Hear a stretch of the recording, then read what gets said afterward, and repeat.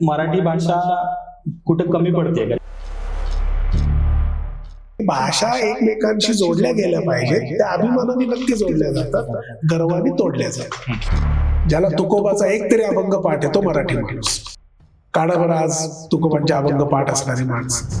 का असं होतं की मराठी शाळा का बंद होत आहेत आणि सरकार कुठं कमी पडतोय की समाज म्हणूनच मराठीला नाकारलं जातं? भाषा लोप पावणं ही काही सोपी गोष्ट नाहीये. समाज म्हणून हे चित्र नक्की आहे की मोठ्या प्रमाणात मराठी माध्यमाच्या शाळा बंद पडत आहेत आणि इंग्रजी माध्यमाच्या शाळांकडे लोक जात आहेत आणि आम्ही शिक्षकही कमी पडतो आहोत. सध्या एकनाथी भागवत लिहायला घेतलं तर एकनाथांच्या मुलाने त्यांच्यावर खटला भरलाय. तो मराठीचा अभिमान असला पाहिजे, पण मराठीचा गर्व असता कामा नये. जी भाषा हृदयापर्यंत पोहोचते दुसऱ्याच्या ती मराठी.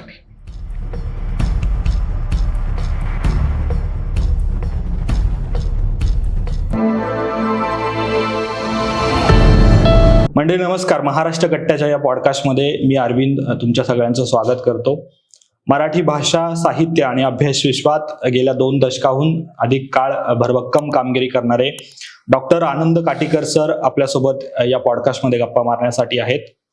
सरांचा परिचय म्हणजे फर्ग्युसन महाविद्यालय, जे देशातलं नामांकित महाविद्यालय आहे, त्यातील मराठी या विषयाचे सर विभाग प्रमुख आहेत. भाषा आणि जीवन या त्रैमासिकाचे सर संपादक सुद्धा आहेत. त्याचबरोबर राज्य मराठी विकास संस्थेचे सर प्रभारी संचालक राहिलेले आहेत 2015 ते 2019 या काळात.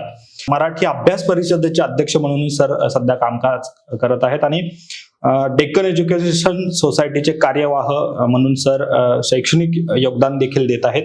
आणि हेच आनंद काटीकर सर आपल्यासोबत आज पॉडकास्टमध्ये असणार आहेत. सर, तुमचं स्वागत आहे महाराष्ट्र कट्टामध्ये. मनापासून आभार. आपण एकूणच चर्चा करताना मराठी भाषा, तिची प्रगती आणि आव्हानं अशी चर्चा करणार आहोत. पण गप्पांच्या सुरुवातीला मी तुम्हाला असा प्रश्न विचारेल की मराठी भाषेची गोडी कशी लागली आणि का ठरवलं की प्राध्यापक मराठीच व्हायचं म्हणून? शाळेत मध्ये आवडीचा विषय मराठी होता. मराठी विषयात गुणही चांगले मिळायचे, कविता आवडायच्या, कथा त्यातले जे पाठ असतात ते आवडायचे. पुढं जाऊन मराठी करायचं असं होतं असं काही नाही, पण शिक्षक व्हावं असं वाटत होतं. मग आव्हानं वेगवेगळी असतात. घरातल्यांचं मत होतं की पुढच्या व्यावसायिक दृष्टीने मग मी फार्मसीचा डिप्लोमा केला 12वी नंतर. पण नंतर मराठीची ओढ स्वस्त बसू देत नव्हती. पु ल देशपांडे, वपू काळे, सुहास शिरवळकर, खूप जण आहेत, सगळे कवी, विंदा करंदीकर, या सगळ्यांनी मराठीची गोडी निर्माण केली होती. ती नंतर उफाळून वर आली. फार्मसीला असताना सुद्धा भरपूर साहित्यिक उपक्रमात सहभाग घेणं, कथा लिहिणं, कविता लिहिणं, या गोष्टी सुरू झाल्या होत्या. मग लक्षात आलं आपण यातच चांगलं करू शकतो. मग थोडा घरच्यांचा विरोध होता, पण तो थोडासा गप्पा मारून त्यांच्याशी चर्चा करून संवाद करून तो मिटला आणि मग मी मराठी करण्याचा निर्णय घेतला. पण आता मराठीचे प्राध्यापक झाल्यानंतर आता अभिजात भाषा मराठी दर्जा मिळाला 3 ऑक्टोबर 2024 दिला. पण मग या 1.5 वर्षात खरंच असा अभिजात दर्जा मिळाल्यानंतर काय बदल झाला मराठी भाषेमध्ये? नाही, असा बदल होत नसतो. मुळात अभिजात दर्जा म्हणजे काय याविषयीच लोकांच्या मनात थोडेसे गैरसमज आहेत. अभिजात दर्जा म्हणजे ज्या भाषेला 1500 वर्षांचा इतिहास आहे, तो एक सलग आहे, अशी भाषा म्हणजे ती अभिजात. त्याचे 4 निकष त्यांनी ठरवलेले होते. त्यातला 4था निकष केंद्र सरकारने, माझं असं मत आहे की मराठीला दर्जा देण्यासाठी त्यांनी बदलला. तर मराठी भाषा 1500 वर्षांपूर्वी गाथा सप्तशतीमध्ये जशी होती तशी आज नाहीये आणि मधले दुवे थोडेसे निखळलेले आहेत. पण त्याची वेगवेगळी कारणं असू शकतात. राजकीय दृष्ट्या आक्रमण भारतावर जेवढी झाली त्यामुळे तो दुवा निखळलेला असू शकतो. त्याचं काही आपल्याला सापडत नाही, कारण मोठ्या प्रमाणावर जाळपोळ झाली आपल्या ग्रंथांची, काहीच शिल्लक राहिलं नाही. त्यामुळे ते स्वाभाविक आहे असं मानलं जातं. त्यामुळे तर मराठीला अभिजात भाषेचा दर्जा हा प्राचीन भाषा म्हणून तिला मान्यता दिलेली आहे. आजच्या मराठीला तो दर्जा मिळालाय म्हणजे आपण जसं माझ्या आजोबांनी खूप मोठं काम केलं होतं म्हणून आपण स्वतःची कॉलर ताट करण्यासारखं आहे, तसं ते आहे. आपल्या मराठीच्या जुन्या अवस्था आहे ही मान्य केली आणि तो दर्जा मिळालेला आहे. तेव्हा गेल्या 1.5 वर्षात काही फार बदल झालेत असं नाही. उलट गेल्या 1.5 वर्षात दर्जा मिळाल्यानंतर मराठी भाषेच्या अभ्यासाचे वेगवेगळे प्रकल्प सुरुवात व्हायला पाहिजे होते. त्याची अजून दुर्दैवाने सुरुवात झालेली नाही. हाच मुद्दा आहे की म्हणजे केंद्र सरकार तर अर्थसंकल्पामध्ये अभिजात भाषांसाठी जाहीर करते निधी, मग त्या निधीचा काही उपयोगच झाला नाहीये. नाही, त्यासाठी प्रस्ताव जावे लागतात, त्याची एक समिती तयार करावी लागते. मग त्या प्रस्तावांची छाननी होऊन मग त्याप्रमाणे तो निधी मिळतो. त्यात छाननी होण्यात काही फार अडचण नसते, कारण मराठीच्या अभ्यासकांनीच प्रस्ताव केलेले असतात. पण दुर्दैवाने प्राचीन मराठीचा अभ्यास करायचा आहे, त्या गाथा सप्तशतीचा अभ्यास करायचा आहे, जुन्या शिलालेखांचा अभ्यास करायचा आहे, जुने ताम्रपट शोधले पाहिजेत, त्यांचा ज्यांनी ज्यांनी अभ्यास केलाय त्याच्यावर पुन्हा एकदा काम केलं पाहिजे, तिथं सोयी सुविधा निर्माण केल्या पाहिजेत, त्याचं लोकांपर्यंत पोहोचलं पाहिजे. म्हणजे उदाहरणार्थ समजा मी मराठीचं चांगली स्मृतिचिन्ह तयार केली जुन्या शिलालेखांची आणि ती लोकांना स्मृतिचिन्ह म्हणून दिली तर ते किती चांगलं होईल ते आपल्याला बघावं लागतं. अशा अनेक गोष्टी केल्या पाहिजेत, पण दुर्दैवाने अजून ते फार त्याच्यावर काम झालेलं दिसत नाही. सर, मराठी गौरव दिवस आपण साजरा करतो. काय त्या दिवसाची प्रेरणा होती आणि खरंच म्हणजे आत्ताच्या घडीला मराठीची जी अवस्था म्हणजे तुम्ही प्राध्यापक म्हणून बघता, खरंच आपण म्हणजे सत्कारणी आहे का तो दिवस साजरा करतोय? काय कोणताही असा दिवस जेव्हा साजरा केला जातो, हा दिवस कुसुमाग्रजांच्या जयंती निमित्तानं आपण साजरा करतो. जसं मराठीतला हा कवी आहे कुसुमाग्रज, यांच्या नावाने एक आकाशात तारा सुद्धा आहे. कारण अवकाश विज्ञानात असं आहे की जो शास्त्रज्ञ शोध लावतो त्याला नाव काय द्यायचं याचा अधिकार असतो. तर तो मराठी माणसाने शोध लावला आणि त्याला कुसुमाग्रजांचं नाव द्यावं असं वाटलं. ही मराठीसाठी अभिमानाची गोष्ट आहे. त्यामुळे असं ताऱ्याला नाव असणारा जो आपला कवी आहे त्याच्या स्मृत्यर्थ आपण हा दिवस पाळतो.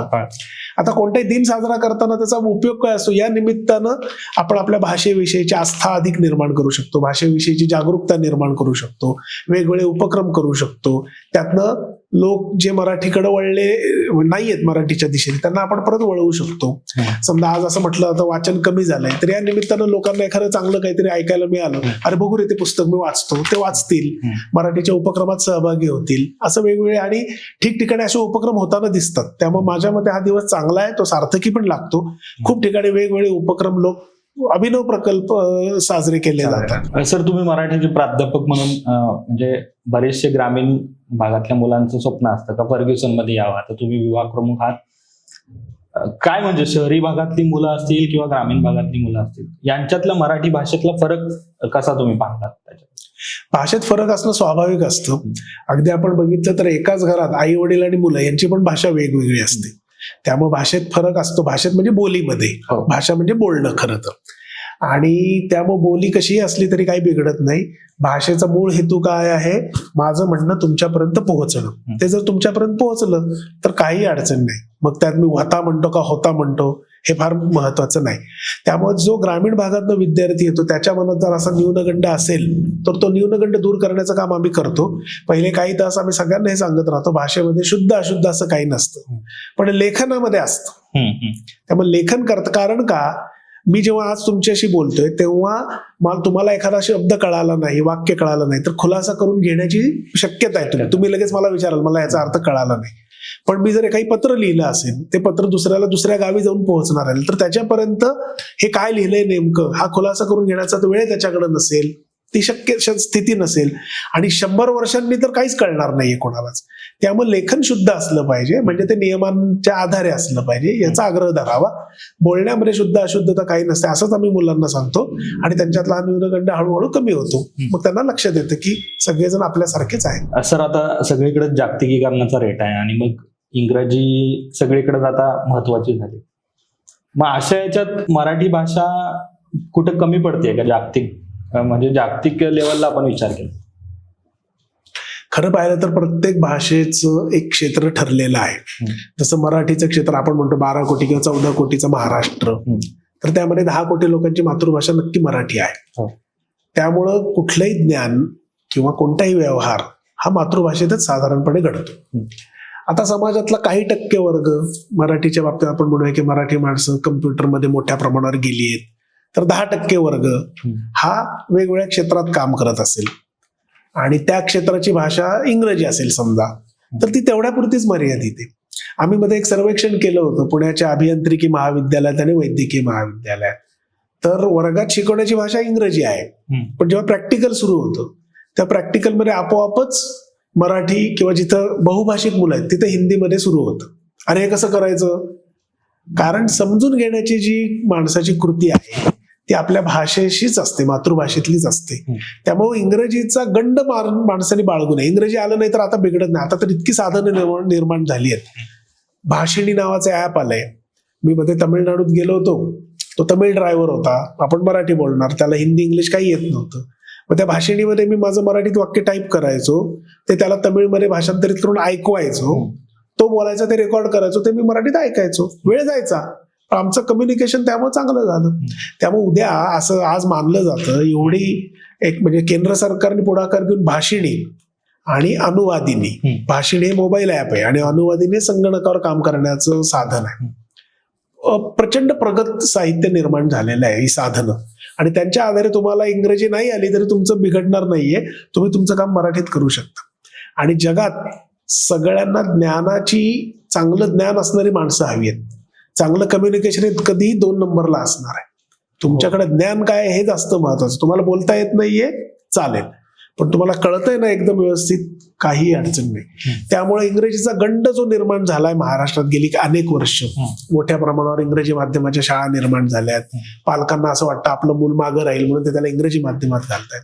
तर या शॉर्टकटला त्यांनी जाऊ नये, त्यांनी मुलाला चांगलं ज्ञान द्यावं. इंग्रजी नंतर शिकता येते. अनेक जण आहेत की त्या क्षेत्रात पडले की आपोआप तुम्ही त्या, आज आपल्याला इथनं कुठल्याही माणसाला उठून मी जर्मनीमध्ये नेऊन ठेवलं तर तो तुम्हाला 6 महिन्यात उत्तम जर्मनमध्ये बोलायला लागलेलं दिसेल, कारण त्याला पर्याय नसतो तिथं. त्याच परिसरात बोललं की तीच भाषा अंगवळणी पडते.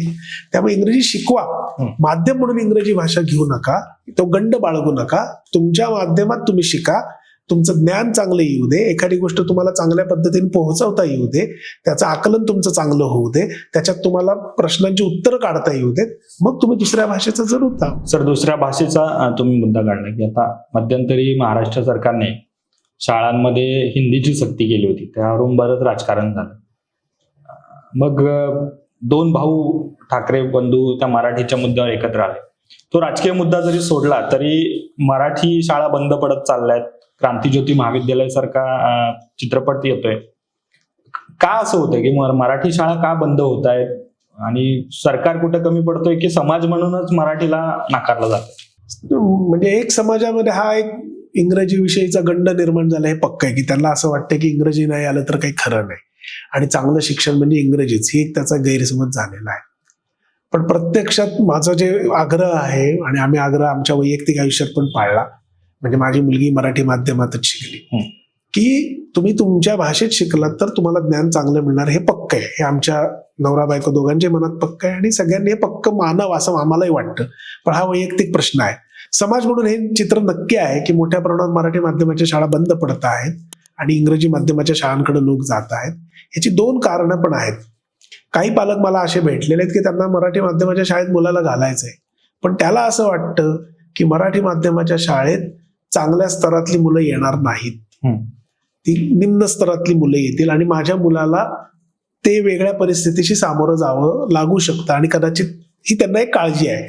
आता समाजात जे आर्थिकदृष्ट्या स्तर निर्माण झालेला आहे तो एक मोठा धोकादायक भाग आहे.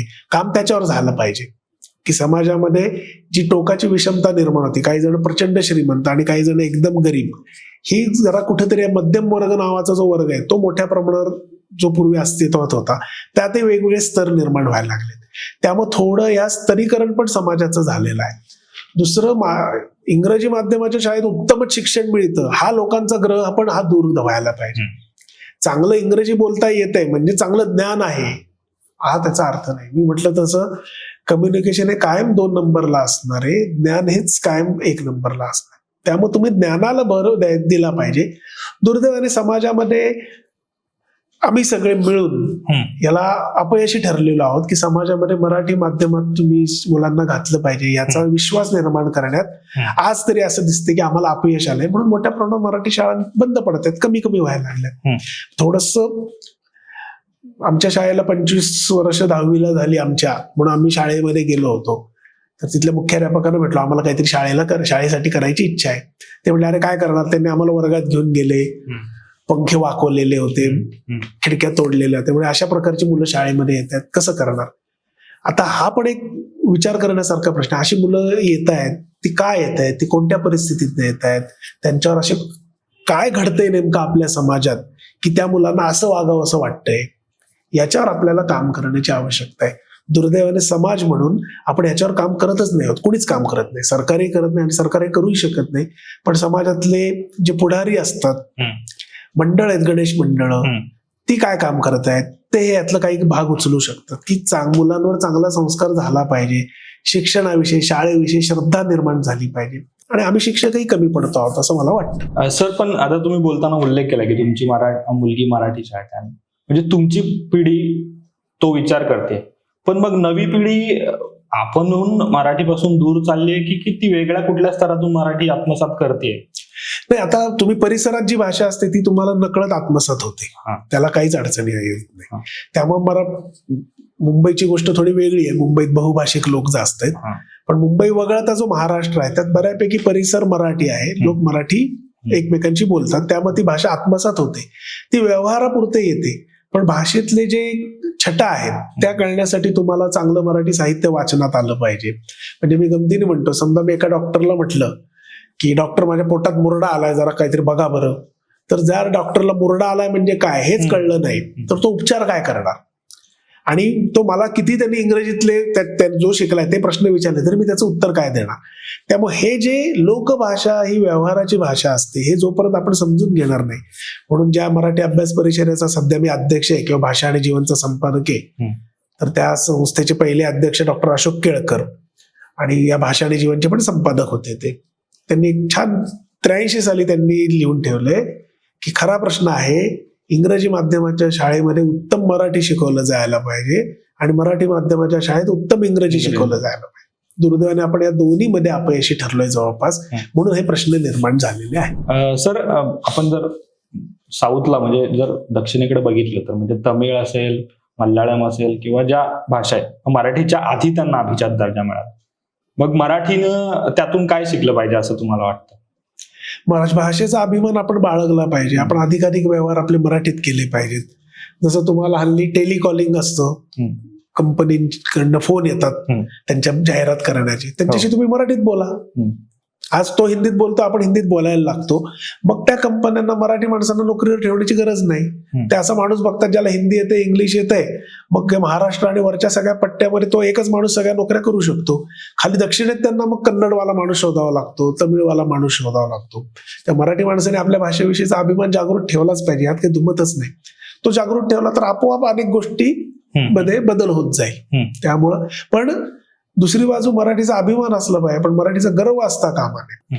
म्हणजे जे तुम्ही राजकारणाचे संदर्भ दिले, राजकारणातला भाग सोडून द्या, त्यात मराठी भाषेचं खरोखरच प्रेम किती आहे, म्हणजे अनेक प्रश्न निर्माण होतात.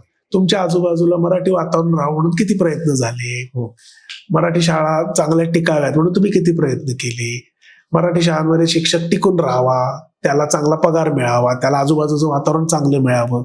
महानगरपालिकेच्या मराठी शाळांमध्ये सगळ्या सोयी सुविधा होत्या का? साध्या संडास बाथरूम होते का? चांगले होते का? स्वच्छ होते का? त्याची व्यवस्था काही झाली का? ह्याच्यावर काम केलं पाहिजे.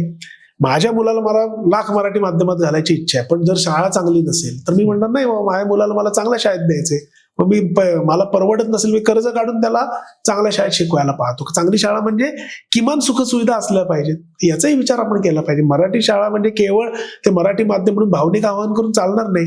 वर्गातले बाग चांगले पाहिजेत, त्यांना चांगला रंग लावलेला असला पाहिजे, त्याला कुठली खेळवर येता कामा नयेत, वर्गात फळा चांगला असला पाहिजे, दिवा चांगला असला पाहिजे, पंखे चांगले असले पाहिजे. या गोष्टींवर कोणी काम करायचं? दुर्दैवाने हे बघितलं जात नाही. केवळ भावनिक मुद्दा करून राजकारण करू नये असं मला वाटतं. आणि भाषेचा तर मुद्दा अजिबात अतिभावनिक आणि तो गर्वाकडे अजिबात जाऊ नये. भाषेचा अभिमान बाळगला पाहिजे. उदाहरण म्हणून सांगतो, संत एकनाथांना भाषेचा अभिमान होता. ते म्हणले, त्यांचं एक प्रसिद्ध वाक्य आहे, संस्कृत भाषा देवे केली. संस्कृतला देव भाषा असा शब्द आहे. मग प्राकृत काय चोरापासूनही झाली असं ते म्हणतात. संत एकनाथांनी एकनाथी भागवत लिहायला घेतलं तर एकनाथांच्या मुलाने त्यांच्यावर खटला भरलाय काशीच्या ब्राह्मण सभेसमोर की बघा माझे वडील हे भागवत जे संस्कृत मधलं आहे ते मराठीत आणतायत. तर त्यांनी परीक्षणासाठी ते मागून घेतलं. मग एकनाथ घेऊन गेले. तर त्यांना इतकं आवडलं मराठीतलं भागवत, तर त्यांनी सगळ्यांना आदेश दिला, अरे इतकं सुंदर रसाळ भागवत आहे, याची हत्तीवरनं मिरवणूक काढा. आणि तेव्हापासून भागवताची हत्तीवरनं मिरवणूक काढायची परंपरा निर्माण झाली आहे. इतकं मराठीचा अभिमान ज्याने बाळगला. आणि असं काही नाहीये, तुम्ही तुमच्या भाषेत चांगलं लिहा. आता काशीत म्हणजे त्यांची तर भाषा हिंदी असणार आहे ना तेव्हाची, किंवा संस्कृत असेल, त्यांना सुद्धा ते भागवत आवडले. इतकं जर मराठीचं चांगला अभिमान जो बाळगतो तो उत्तम साहित्य निर्माण करूच शकतो, त्याला काहीच अडचण नाही. जसं कुसुमाग्रज इतके चांगले कवी आहेत. गुलजारांना पण वाटलं ना कुसुमाग्रजांच्या कवितांचा अनुवाद करावा. हो. म्हणजे गुलजारा हिंदीतला किंवा उर्दूतला अतिशय चांगला कवी, त्यालाही कुसुमाग्रजांचं आकर्षण निर्माण झालं. हे काय आहे, कुसुमाग्रज मराठीत अतिशय उत्तम कविता लिहित होते हे त्यांच्यापर्यंत पोहोचलं, म्हणून त्यांना त्यांचा अनुवाद करावा असा वाटला. वि स खांडेकर मराठीत अतिशय उत्तम लिहित होते, म्हणून तमिळमधल्या लोकांना वाटलं की वि स खांडेकरांचा तमिळमध्ये अनुवाद करावा. काकासाहेब कालेलकर गुजरातीमध्ये अतिशय चांगलं लिहित होते, आपल्याला वाटलं त्यांचा मराठीत अनुवाद करावा. शरदचंद्र चट्टोपाध्याय बंगालीत चांगलं लिहित होते, मराठीत त्यांचं मोठ्या प्रमाणावर अनुवाद झाले. हे भाषा एकमेकांशी जोडल्या गेल्या पाहिजेत, त्या अभिमानाने नक्की जोडल्या जातात, गर्वाने तोडल्या जातात. सर, संत ज्ञानेश्वर असतील, संत तुकाराम महाराज असतील, कुसुमाग्रज असतील, आणि मग आता आपण किती नावं घेऊ शकतो, या टप्प्या म्हणजे या काळामध्ये मराठी भाषेने कुठले महत्वाचे आणि मोठे टप्पे गाठले? मराठीचा जर आपण जुना इतिहास बघितला त्याला संत, पंत आणि तंत असं म्हटलं. संत कवी आहेत ज्ञानेश्वरांपासून तुकारामांपर्यंत, म्हणजे 5 प्रमुख संत मानले जातात आणि त्यांची एक प्रभावळ मानली जाते. ज्ञानेश्वर, नामदेव, एकनाथ, तुकाराम आणि रामदास. मग संत कवींनंतर आले पंत कवी, पंडित कवी, मोरोपंत, वामन पंडित, रघुनाथ पंडित, श्रीधर, असे पंडित कवी आहेत की त्यांचा संस्कृत साहित्याचा खूप चांगला अभ्यास होता, त्यामुळे त्यांच्या लेखनावर संस्कृतचा खूप प्रभाव दिसतो. नंतर आले शाहीर कवी, ज्यांनी पोवाडे आणि लावण्या लिहिल्या. तर मराठीने जसा पराक्रमाला सुरुवात केली, आणि आपल्या लक्षात येईल भारताचा जर आपण इतिहास बघितला तर कृष्णदेवराय यांचं साम्राज्य लयास गेल्यानंतर एकमेव हिंदू साम्राज्य उभं राहिले ते शिवाजी महाराजांनी निर्माण केलेलं. आणि त्यामुळं मराठीतला पहिला पोवाडा कधी निर्माण झाला, अगिनदास नावाच्या शाहिराचं किंवा त्याचं अज्ञानदास असं नाव सांगितलं जातं, अफजल खान वधाचा. शिवाजी महाराजांनी अफजल खानाला मारल्यानंतर पोवाडा निर्माण झाला. याचा अर्थच असा, आधीचे जे राजे होते ते लोकांना आपले वाटलेच नाहीत, शिवाजी महाराजच त्यांना आपले वाटले. आणि मग शिवाजी महाराजांच्या कर्तृत्वाचं गुणगौरव करण्यासाठी पोवाडा नावाचा स्वतंत्र प्रकार मराठीत आला. टप्प्याटप्प्याने लावण्या पण आल्या. लावणीमध्ये पण शृंगार रस आहे, त्यामध्ये जसा वीर रस आहे जेवढा महत्वाचा आपल्या आई गरज, शृंगार रसाची पण आवश्यकता आहे. शृंगार रसाच्या कविता निर्माण झाल्या. असे टप्पे मराठीमध्ये तुम्हाला दिसतात. मग जसं इंग्रजांचं राज्य आलं, इंग्रजांचं राज्य आल्यानंतर वेगवेगळी भाषांतरं झाली, इंग्रजीतनं मराठीत, अरबी फारसीतनं मराठीत आणि संस्कृतमधनं मराठीत. मोठ्या प्रमाणावर भाषांतर मराठीमध्ये झाली. हा एक त्या इंग्रजी राज्याचा अप्रत्यक्ष मिळालेला फायदा होता. नवी शिक्षण व्यवस्था आली इंग्रजांच्या ज्या पद्धतीची होती ती, त्यामुळे त्या पद्धतीने नवीन भाषांतर निर्माण झाली. वृत्तपत्र निर्माण झाले. दर्पण नावाचं पहिलं 1832 मध्ये मराठीतलं वृत्तपत्र निघालं, त्यामुळे त्याला नियतकालिक युग असंही म्हणतात त्या काळाला. मग जेव्हा विष्णू शास्त्री चिपळूणकरांनी निबंधमाला लिहिली, त्या निबंधमालेमध्ये त्यांनी पहिल्यांदा असं मांडलं की इंग्रज धूर्त आहेत, इंग्रज स्वतःला श्रेष्ठ दाखवतात, प्रत्यक्षात आपली भाषा, आपला धर्म, आपली संस्कृती हेच श्रेष्ठ आहे, हे ठामपणे पहिल्यांदा मांडण्याचं काम मराठी साहित्यात 1874 पासूनच सुरू झालेल्या निबंधमालेने केलं. विष्णू शास्त्री चिपळूणकर त्याचे संपादक. मग सगळ्या भारतामध्ये तुमच्या लक्षात येईल अस्मितेला जोर मिळाला. दादाभाई नौरोजी सांगतात की इंग्रज भारताचं आर्थिक शोषण करतायत. मग राष्ट्रीय काँग्रेस निर्माण होते 1885 मध्ये. 1880 मध्ये न्यू इंग्लिश स्कूलची स्थापना होते पुण्यामध्ये. 1885 मध्ये फर्ग्युसन महाविद्यालयाची स्थापना होते. सगळीकडे राष्ट्रीय चळवळीला जोर आला. आणि मराठी साहित्यामध्ये केशवसूत, ज्यांना आपण मराठीतले सगळ्यात चांगले कवी मानतो आधुनिक मराठीतले, ते या काळात निर्माण झाले. हरिभाऊ आपटे पहिले चांगले कादंबरीकार म्हणून मानतो, ते या काळात निर्माण झाले. मराठी साहित्याचं खऱ्या अर्थाने कात टाकली ती या काळामध्ये तुम्हाला दिसते, जेव्हा राष्ट्र, आपला देश, आपला धर्म, आपली भाषा, आपली संस्कृती याचं आकर्षण, याचा अभिमान निर्माण झाला, तेव्हा खऱ्या अर्थाने चांगलं मराठी साहित्य निर्माण झालेलं आपल्याला दिसतं. त्यामुळे असे टप्पे आपल्याला मराठीमध्ये दिसतात. केशवसुतांना मान दिला जातो, चांगले पहिले कवी. मर्ढेकरांनी मराठी कवितेमध्ये बदल केला, नवकविता त्यांनी आणली, त्यामुळे त्यांना दुसरे केशवसूत असं म्हटलं जातं. आणि नारायण सुर्वेंनी मराठी कवितेला अधिक समाजगर्भ तयार केलं, तेव्हा नारायण सुर्वेंना तिसरे केशवसूत असंही म्हटलं जातं. हे एक लाक्षणिक उदाहरण आहेत. त्यामुळे असे अनेक नवकथा आल्या.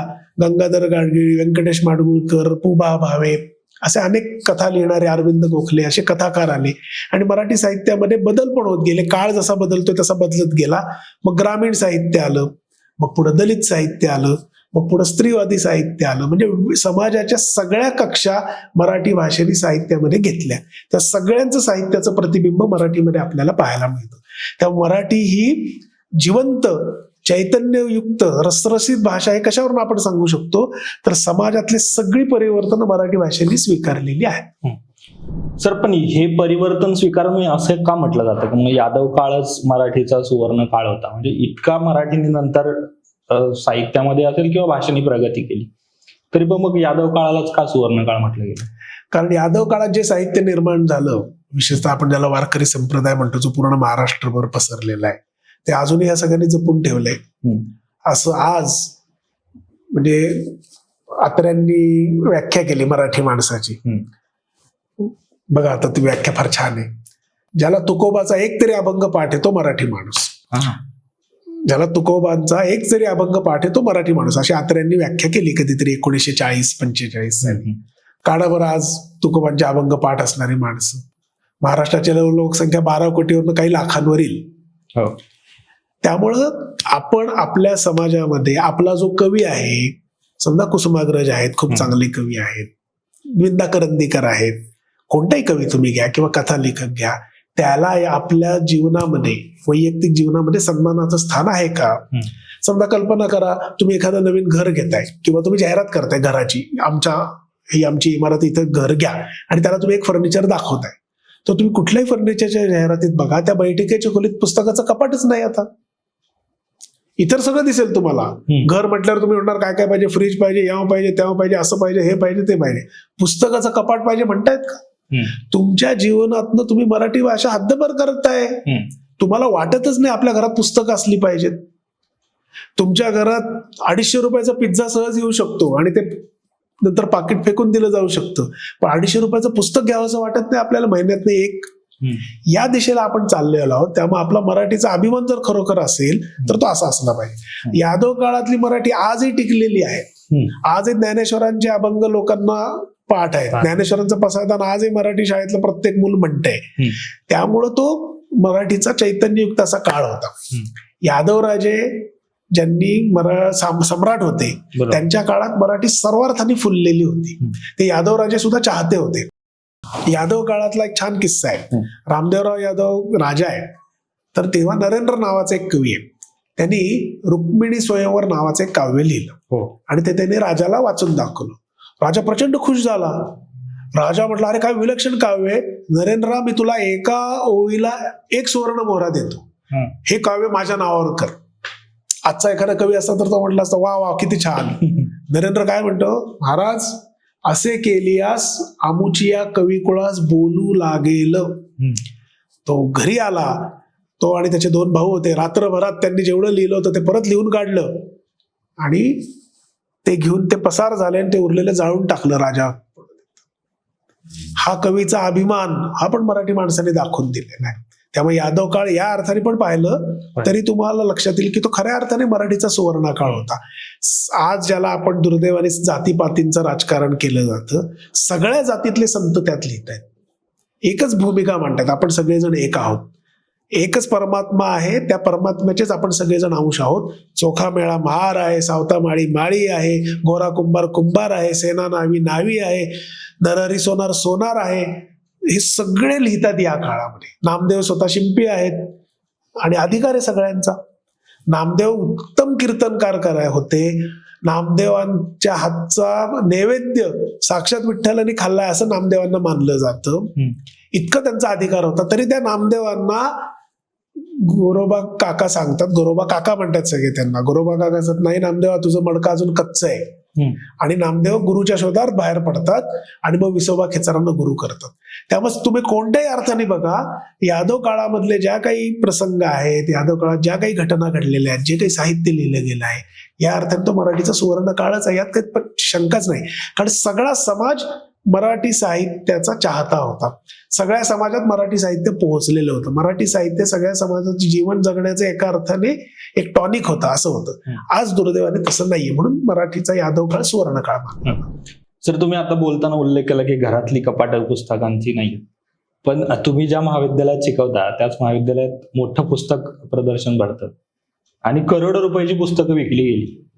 पण इतकं सगळं असताना मग म्हणजे आपण एकीकडे म्हणत चाललोय की वाचन कमी झालंय, सोशल मीडियावरती लोक वाचतायत, मग त्याच वेळेस पुण्यामध्ये असं इतकं मोठं प्रदर्शन भरलं जातं आणि करोडोची पुस्तकं विकली जातात. मग काय वाटतं का? नाही, पुस्तकं विकली जातात. त्यात मी तुम्हाला म्हटलं जाहिरात करताना अजूनही जाहिरातदार काय करतो, आकर्षक दिसेल असं मांडतो.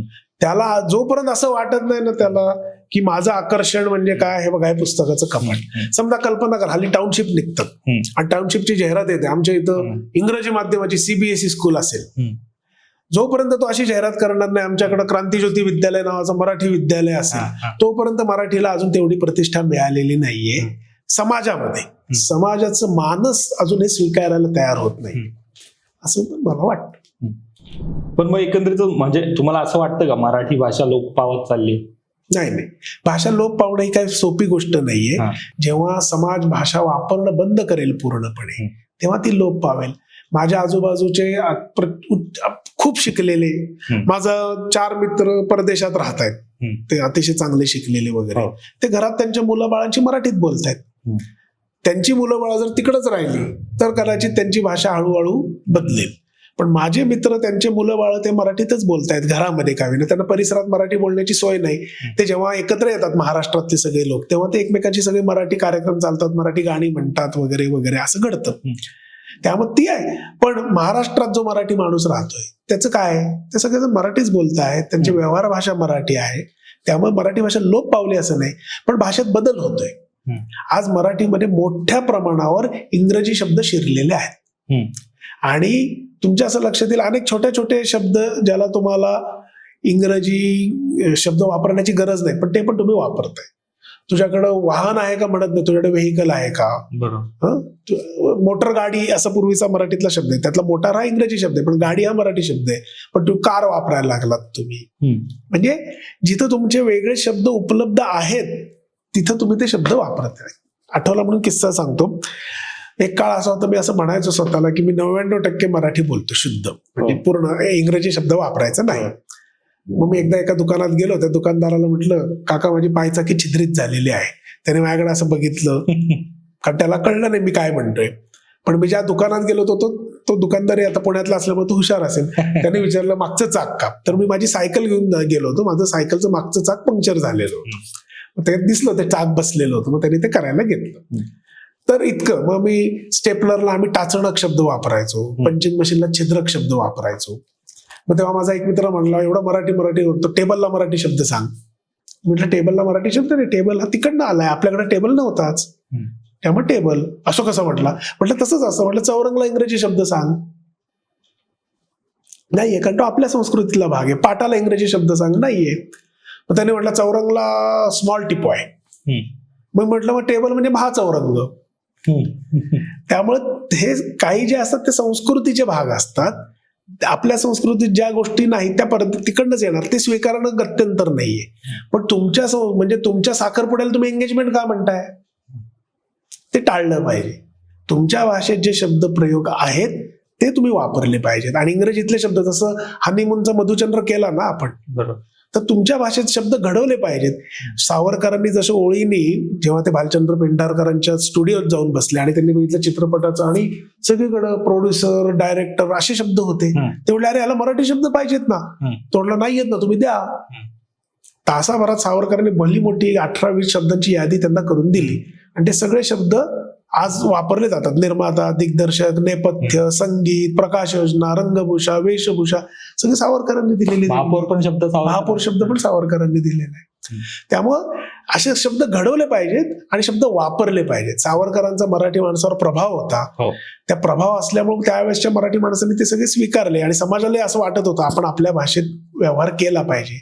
आज ती भावना पुन्हा एकदा निर्माण करण्याची गरज आहे असं मला वाटतं.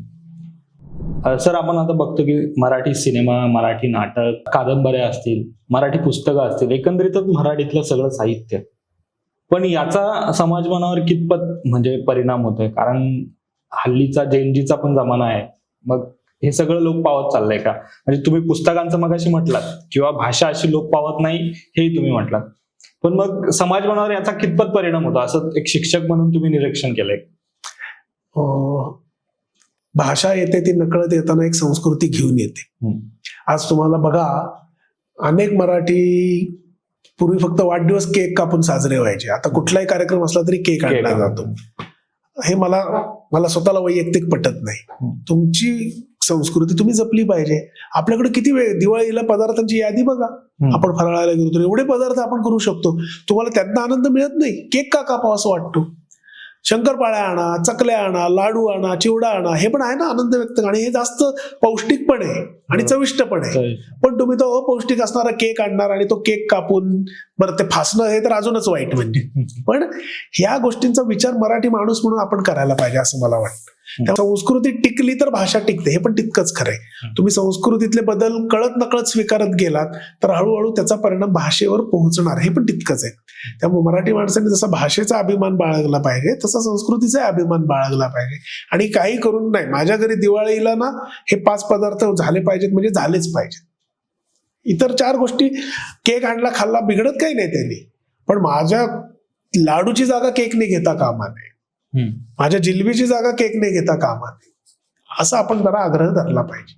तुम्ही चॉकलेट घातलेला लाडू करा, हरकत नाही, पण तो लाडू असला पाहिजे.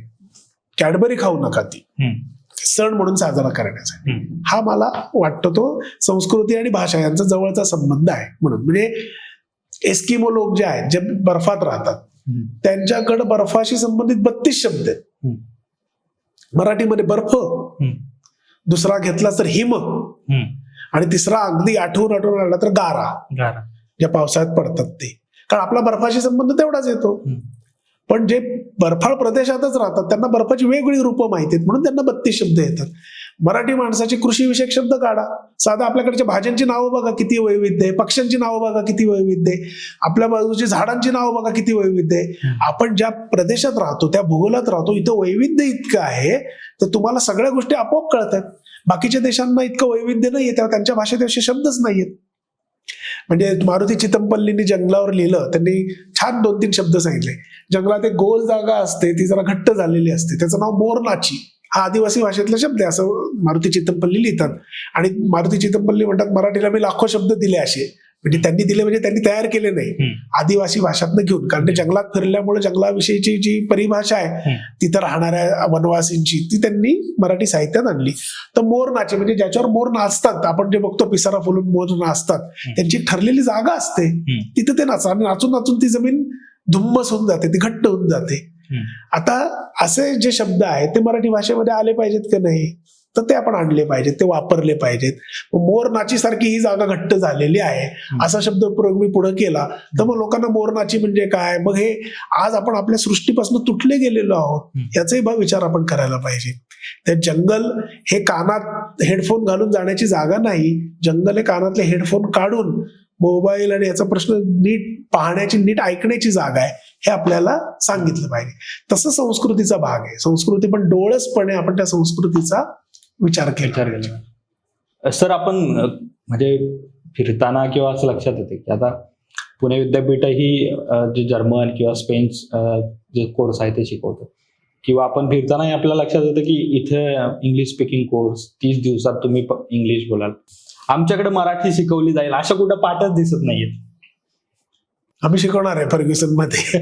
पण याचं कारण पुण्याचं वेगळेपण असं आहे, पुण्यामध्ये एक चांगली गोष्ट आहे आपल्यासाठी की बऱ्यापैकी मराठी वातावरण आहे. म्हणजे पुण्यातले मारवाडी का तर खूप वर्षांपूर्वी ते स्थलांतरित झालेत त्यांच्या राजस्थानमधून, पण ते पण उत्तम मराठी बोलतात. कारण का, ही व्यवहार भाषा इथली मराठी आहे, ती आपण टिकवली पाहिजे. त्यामुळे पुण्यात कुठलाही बाहेरचा माणूस आला तर त्यांनी ठरवलं मनाशी तर 6 महिन्यात तो मराठी चांगलं बोलू शकतो. कळतं तर त्याला 100%, बोलायला थोडासा वेळ लागतो, त्यामुळे त्याला कळतं, कारण वातावरण तसं आहे. म्हणून कदाचित नसेल, पण आता आम्ही अधिकृतपणे एक अभ्यासक्रम असा घोषित करणार ज्यांना मराठी शिकायची त्यांना आम्ही शिकवायला तयार आहोत. म्हणजे पुणे विद्यापीठ की फर्ग्युसन महाविद्यालय म्हणून आम्ही तसा एक प्रमाणपत्र अभ्यासक्रम तयार केलाय आणि मग तो आम्ही आता सुरू, घोषणा होईल त्याची एप्रिल-मे पासून, जेव्हा येतील तेव्हा येतील. सर, पुढच्या 25 वर्षात मराठीकडे कसं बघता? म्हणजे आता आव्हानं आहेत का मराठीसमोर? म्हणजे इंग्रजी भाषा किंवा मध्यंतरी झालेला हिंदीचा वाद हे सोडलं तर आता काय आव्हानं आहेत याच्या व्यतिरिक्त? काय आहे, भाषा मुळात नदीची उपमा देतात भाषेला. नदी उगमापाशी जशी असते तशी ती जिथं समुद्राला मिळते तशी नसते, त्याच्यामध्ये खूप वेगवेगळे प्रवाह येऊन मिळतात. उगमापाशी जे पाणी असतं त्या पाण्याची एक धार राहते, पण इतर अनेक धारा त्याला येऊन मिळतात. त्यामुळे त्या पाण्याची चव उगमापाशी जशी असेल, पाणी दिसायला उगमापाशी जसं असेल तसं ते समुद्रात मिळताना नसेल. तसं भाषा आहे. भाषेमध्ये बदल घडणं अतिशय स्वाभाविक आहे. आपण ज्या परिसरात राहतो त्या परिसरातनं काही भाषा, समजा अशी कल्पना करूया की मी माझ्या आजूबाजूला बंगाली लोकांबरोबर राहतोय, पुण्यातच राहतोय, पण बंगाली भरपूर जण आहेत माझ्या आजूबाजूला. नकळत बंगाली भाषेतले 2-4 शब्द माझ्या भाषेत शिरणार आहेत. काही नाही तर ती संदेश नावाची त्यांची मिठाई असते, ती तर मी म्हणणार आहे की चला संदेश पण कधी कधी खात जाऊ. आला ना माझ्या भाषेत संदेश नावाचा एक शब्द आला, मिठाईला संदेश नावाची एक मिठाई आली. संदेश आपल्या बाजूने फक्त निरोप होता, पण त्या निरोपाला, त्या संदेश नावाच्या शब्दाला आता 2 अर्थ झाले माझ्या भाषेत. असं कालोघात वेगवेगळे भाषक एकत्र आल्यावर इंग्रजीतले जसं फारसी अरबीतनं भरपूर शब्द मराठीत आलेत, पोर्तुगीज मधनं मराठीत शब्द आलेत, तसे हिंदीतनं मराठीत आलेत, संस्कृत मधनं तर आहेतच, इंग्रजीतनं मराठीत शब्द येत आहेत. तर कालोगात हे शब्द येत राहणार. मी फक्त म्हटलं तसं हा विवेक आपण जागृत ठेवला पाहिजे की आपण कोणते शब्द वापरायचे, आपण विनाकारण दुसऱ्या भाषेतले शब्द वापरतोय का याचा डोळसपणे आपण विचार केला पाहिजे. टप्प्याटप्प्याने 25 वर्षांची मराठी भाषा आज मी जशी बोलतोय तशी नसणार आहे. 25 वर्षानंतरचा जो माणूस हे आपलं बोलणं ऐकणार आहे तो म्हणणार हे जरा वेगळंच बोलतात ना, यांच्या भाषेत इंग्रजी शब्द अजिबातच नाहीयेत, पण त्यांच्या भाषेत तेव्हा इंग्रजी शब्द कदाचित जास्त असतील. त्यामुळे हा एक स्वाभाविक प्रक्रिया आहे. ती कदाचित जसं इस्रायलमध्ये झालं, हिब्रू नावाची त्यांची भाषा होती. भाषा विज्ञान असं सांगतं की भाषेत परिवर्तन घडायला लागलं की ते थोपवणं मुश्किल असतं आणि ते परतवणं तर महामुश्किल असतं. पण इस्रायलने जेव्हा नवीन राष्ट्र तयार केलं तेव्हा हिब्रू नावाची त्यांची भाषा जी केवळ त्यांच्या धर्मग्रंथात होती ती त्यांनी व्यवहारात आणली. त्यावर त्यांनी प्रचंड कष्ट घेतले. त्यात ज्यांनी काम केलं त्याच्यावर एक संस्कृत कादंबरी आली, त्याचा मराठी अनुवाद आला. अतिशय उत्तम ती कादंबरी आहे, मला पटकन नाव आठवत नाहीये तिचं. पण हे हिब्रू भाषा जगवण्यासाठी त्या समाजाने किती कष्ट केले. आज इस्रायलमध्ये उच्च शिक्षण सुद्धा हिब्रूमध्ये मिळते. आता मराठी माणसाला हे अशक्य आहे का? नाही. महाराष्ट्र राज्याची स्थापना झाल्यानंतर एका मोठ्या 90 पर्यंत असे प्रयत्न खूप झाले. सगळ्या विषयाचं ज्ञान मराठीत आणण्याचं काम आपल्या अनेक अभ्यासकांनी केलंय. दुर्दैवाने ते आज थांबलंय. लोकांना असं वाटतं आता जाऊ दे मला इंग्रजी कळतच आहे. पण परत काळ बदलायला लागलाय. केंद्र सरकारनी, AICTE, UGC अशी आता परिपत्रकं काढली की स्थानिक भाषेत सगळे अभ्यासक्रम होऊ शकतात. म्हणून पुण्यामध्ये Pimpri Chinchwad college of engineering यांनी पहिला प्रयोग केला. त्यांनी मराठीतून इंजिनिअरिंगची डिग्री सुरू केली. त्यांच्या 2 बॅच बाहेर पडल्या आणि मी मध्ये चौकशी केली तर प्लेसमेंट पण चांगली झाली. म्हणजे मराठीतनं इंजिनिअरिंग शिकल्यानंतर बहुराष्ट्रीय कंपन्यात तुम्हाला नोकरी मिळू शकते कारण तुमच्याकडं चांगलं ज्ञान आहे. हे उदाहरण आता समाजात यायला लागलंय. मध्य प्रदेश सरकारने मेडिकल शिक्षण हिंदीमध्ये आणलेलं आहे. महाराष्ट्रात पण आता कोणीतरी ते सुरू करेल. हे आलं पाहिजे, हे झालं पाहिजे. हे जर झालं भविष्यात तर कदाचित मराठी भाषेमध्ये जे इतर भाषांचा त्याच्यावर विळखा पडतोय तो कदाचित दूर होईल आणि मराठी राहील. पण भाषेत बदल होणार हे निश्चित आहे. आज आपण जसं बोलतोय तसं 25 वर्षानंतर बोलत नसतं हे पक्का आहे. पण महाराष्ट्राची ओळख म्हणजे मराठी हीच ओळख राहील महाराष्ट्राची, राहणारच. त्यात काहीच दुमत नाही. राजकीय दृष्ट्या लोक काही बोलत, समाज जोपर्यंत भाषेविषयी आग्रही आहे, आस्था आहे त्याला, तोपर्यंत होणार नाही. अजून एक तुम्हाला, ग्रिअर्सन नावाचा भाषेचा अभ्यासक होता, इंग्रज अधिकारी. त्यांनी सगळ्या भाषेचं सर्वेक्षण केलं भारतातल्या. लिंग्विस्टिक सर्वे ऑफ इंडिया असं त्याचं नाव आहे. शिकागो विद्यापीठाच्या संकेतस्थळावर तो पूर्ण तुम्हाला अभ्यास पूर्ण सापडेल.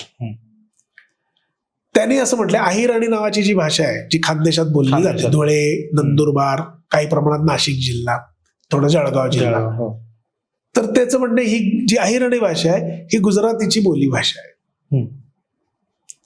पण धुळे, जळगाव, नंदुरबार, नाशिक जिल्ह्यात जाऊन विचारा बरं ही अहिराणी कसली. ते म्हणतात अहिराणी म्हणजे मराठी आहे असं ते म्हणतात. कारण त्या माणसांना जोपर्यंत असं वाटतं ना आपण मराठी आहोत तोपर्यंत भाषेची वैशिष्ट्य गुजरातीशी जवळची आहेत अहिराण्याची. म्हणजे सोपं उदाहरण सांगतो, तिथे शे आणि क्रियापद आहे.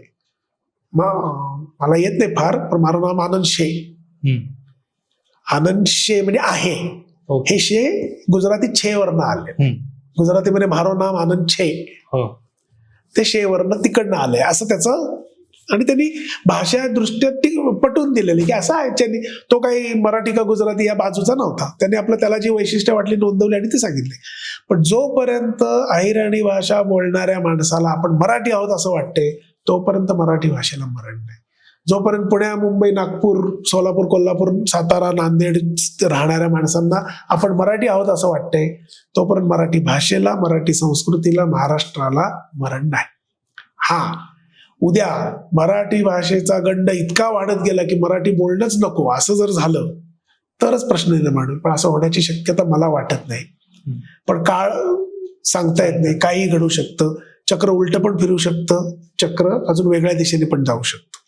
पण मला तरी असं वाटतं आजपर्यंतचा जो इतिहास आपण पाहतो आहोत आणि जे आता बदल घडत आहेत, म्हणजे पूर्वी काय होतं, लोकांना असं म्हणायची संधी होती, नाही हो पुढचं सगळं उच्च शिक्षण इंग्रजीत आहे म्हणून माझ्या मुलाला मी आतापासून इंग्रजी माध्यमात घालतो. आता तुम्हाला हे सांगता येतं नाही, हे बघा इंजिनिअरिंग करायचं ना मराठीत शिकता येतं, मेडिकल करायचं ना मराठीत शिकता येतं, कम्प्युटर शिकायचं ना मराठीत शिकता येतं, कशाला इंग्रजी माध्यमात जाईल, कशाला जास्त पैसे देतील. माझ्या शालेय पातळीवरचा जेवढा शिक्षणाचा खर्च झाला तो खर्च जर आज बघितला तर असं वाटतं की आपण काही हजार रुपयात शिकलोय आतापर्यंत सगळं शिक्षण. एवढ्या कमी पैशात तुम्हाला सरकार शिक्षण उपलब्ध करून देते, ते सोडून तुम्ही पळत्या घोड्याच्या पाठीमागे कशाला लागता इंग्रजी माध्यमाच्या. चांगलं शिक्षण आपल्या मातृभाषेत घ्या, नंतर उलट ते पैसे वापरून तुमचा स्वतःचा व्यवसाय सुरू करा. हे लोकांपर्यंत आता हळूहळू पटायला लागलेलं आहे.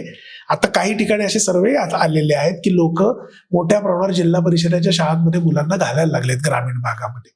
हे चित्र आशादायी आहे की विनाकारण इंग्रजी माध्यमाचा सोर्स लोक सोडता आहेत आणि आपल्या माध्यमात मुलांना शिकवत आहेत. असं जर झालं तर मराठी भाषेला अजिबातच मरण नाही. कुसुमाग्रज असतील किंवा इतर कवी असतील किंवा मोठमोठे लेखक असतील, बालचंद्र नेमाडे असतील किंवा इतर लेखक, पण त्यांच्या तुलनेत आत्ता जे मराठी साहित्य येतात आणि नवीन लेखक येत आहेत, त्यांचं लेखन तुम्ही वाचलंय का? आणि आत्ताच्या तरुणांना तुम्ही काय सांगाल, म्हणजे जुने लेखक वाचले पाहिजेत का? कारण हा महत्वाचा मुद्दा की आत्ताची पिढी फक्त आत्ताच्या लोकांना फॉलो करते.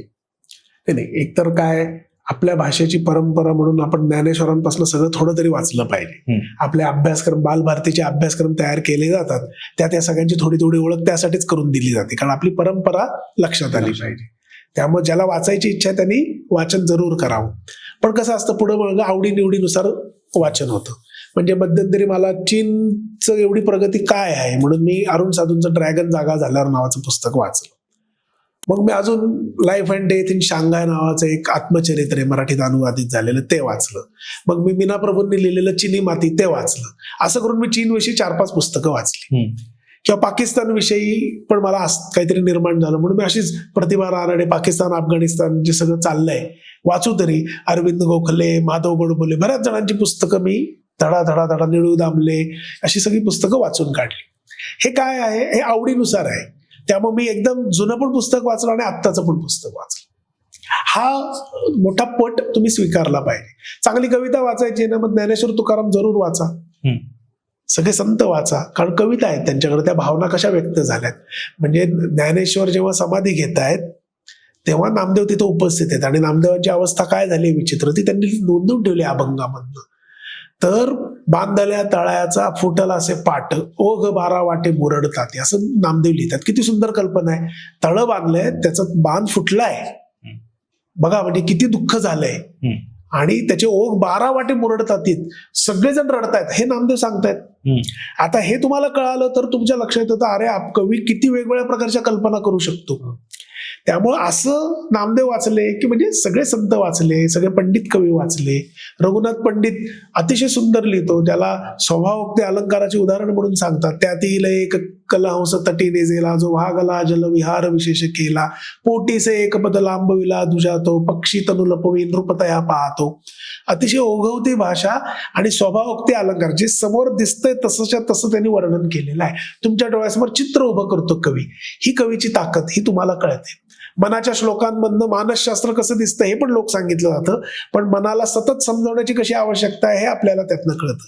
अशी मराठी कवितेची परंपरा तुम्हाला कळाली, मग तुम्ही केशवसुत वाचता, मर्ढेकर वाचता, विंदा करंदीकर वाचता, कुसुमाग्रज वाचता, मग द बा धामणसकर वाचता, आजचा कवी वाचता, संदीप खरे वाचता, असे सगळे तुम्हाला वाचता आले पाहिजेत. मग प्रत्येक कवीचं महत्व हे तुम्हाला ते हळूहळू कळायला लागतं. त्यामुळे जसं क्रिकेट पाहताना मला सचिन तेंडुलकर का श्रेष्ठ होता, विराट कोहली, रोहित शर्मा का चांगले होते, हे जे मला कळतं कारण आजचे फलंदाज मी बघतो तेव्हा मी आधीचं बघितलेलं आहे, तेव्हा मला सांगता येतं. आधीचं मी काहीच बघितलं नसेल तर मला वाटतं की हाच चांगला आहे, पण नाही, याच्याहून चांगले फलंदाज होते पूर्वी. हे बघ, ही ती उदाहरण आहेत. हे जसं प्रत्येक क्षेत्रात आहे, तुम्ही ज्या क्षेत्रात जाऊ इच्छिता, काहीतरी प्रगती करू इच्छिता, त्या क्षेत्राच्या इतिहासाशी तुम्हाला जोडून घ्यावं लागतं. तसं आपण मराठी आहोत तर मराठी संस्कृतीशी आपला पूर्ण परिचय असला पाहिजे. मग तो साहित्याच्या बाबतीत कथा, कविता, कादंबऱ्यांचा परिचय, नाटकाचा परिचय झाला पाहिजे, कलांचा परिचय झाला पाहिजे. मराठी कलाकार आहेत भरपूर, म्हणजे चित्रकार चांगले आहेत, मूर्तिकार चांगले आहेत. तेव्हा महाराष्ट्रात मोठी परंपरा तुम्हाला सापडेल. अजंठ्याची चित्र आहेत, वेरूळची लेणी आहेत, म्हणजे अनेक लेण्या आहेत महाराष्ट्रामध्ये. हे पण पाहिलं पाहिजे. यातनं संस्कृती म्हणून आपला इतिहास आपण त्याच्याशी आपण जोडून घेतो आणि आपल्या स्वतःविषयीचा एक स्वरूप, आपलं स्वतःचं स्वरूप आपल्याला कळायला लागतं. मी कोण आहे हा सनातन प्रश्न आहे, त्याचं उत्तर आपल्याला इतिहासाच्या अभ्यासातून नक्की मिळेल. सर, 2 दशकांहून तुम्ही मराठीचे प्राध्यापक आहात, अनेक अभ्यास केलेत, पुस्तकं वाचलीत. मराठीची व्याख्या करायची झाली तर मी तुम्हाला हा प्रश्न विचारतो की प्राध्यापक नेहमी व्याख्या सांगतात कुठल्याही गोष्टी, तुमच्या दृष्टिकोनातून किंवा तुमच्या लेखी मराठीची व्याख्या? जी भाषा हृदयापर्यंत पोहोचते दुसऱ्याच्या, ती मराठी. म्हणजे आपण इथं बोलतोय म्हणून मी जर्मनीमध्ये जाऊन ती मराठीची व्याख्या होणार नाही, मला तिथं नाही. पण इथं माणसाच्या हृदयापर्यंत पोहोचते ना, ती आपली मराठी भाषा असली पाहिजे, आहे असं मला वाटतं. तर मंडळी, हे होते आनंद काटीकर सर. अगदी मनमोकळ्या गप्पा झाल्या आणि शेवटला त्यांनी फार छान सांगितलं की जी भाषा माणसाच्या हृदयापर्यंत पोहोचते ती मराठी. त्याचबरोबर त्यांनी हे सांगितले की आपण जोपर्यंत स्वतःला मराठी मानतोय तोपर्यंत महाराष्ट्राची मराठी ही ओळख पुसली जाणार नाही. आणि आणखी बरेच मुद्दे त्यांनी या पॉडकास्टमध्ये उलगडले. त्यामुळे हा पॉडकास्ट तुम्ही नक्की बघा. तुमच्या काही कमेंट्स असतील तर त्या कमेंट बॉक्समध्ये द्या आणि हा व्हिडिओ जर आवडला असेल तर लाईक करा, शेअर करा. आणि असेच पॉडकास्ट पाहण्यासाठी आमच्या महाराष्ट्र कट्टा या युट्यूब चॅनलला तुम्ही नक्की सबस्क्राईब करा. आनंद सर, तुमचं महाराष्ट्र कट्ट्याच्या टीमकडनं आभार व्यक्त करतो. तुम्ही आलात आणि मनमोकळ्या गप्पा मारलात. धन्यवाद. धन्यवाद.